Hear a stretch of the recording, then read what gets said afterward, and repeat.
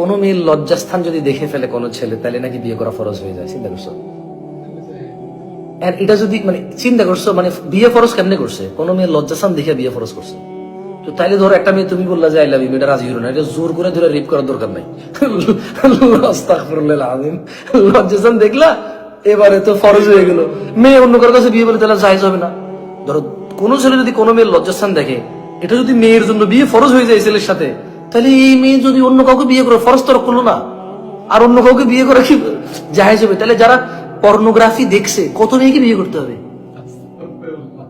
না তুমি তুমি বোঝো, মানে ওর বুঝলাম ওর ইসলামিক জ্ঞান নাই, মানে আমি ধরে নিলাম ওর ইসলামিক জ্ঞান নাই, মেনে নিলাম, কিন্তু সেন্স অফ হিউমারও কি নাই?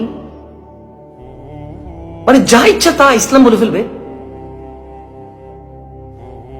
মানে যারা যারা উলঙ্গ ছবি দেখে, তাহলে ওরা কতজনকে বিয়ে করা ফরজ হতে জন্য তুমি খেয়াল করছো? এরপরে আবার পতিতাকে বিয়ে করা ফরজ হয়ে যাবে। মানে দেখো অবস্থা কি। মেয়ের দিকে তাকানো নিষেধ, সে বলতেছে মেয়ের লজ্জাস্থান দেখার পরে বিয়ে ফরজ। তুই তাকানো নিষেধ মুখের দিকে, তুই লজ্জাস্থান পর্যন্ত যাবি কেমনে রে?